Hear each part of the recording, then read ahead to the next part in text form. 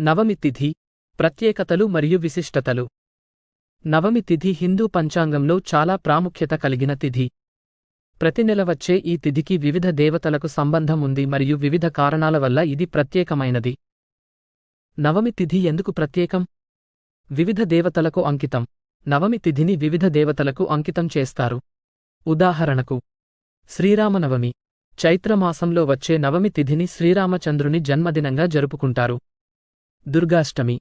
నవరాత్రి ఉత్సవాల సమయంలో వచ్చే నవమి తిథిని దుర్గామాతకు అంకితం చేస్తారు. శుభకార్యాలకు అనువైనది.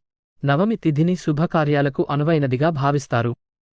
కొన్ని ప్రాంతాల్లో వివాహాలు, గృహప్రవేశాలు వంటి శుభకార్యాలను ఈ తిథి నాడు జరుపుకుంటారు. ఆధ్యాత్మిక పురోగామం. నవమి తిథిని ఆధ్యాత్మిక పురోగామం కోసం ఉపయోగిస్తారు. ఈ రోజు దేవతలను ఆరాధించడం, మంత్రాలను జపి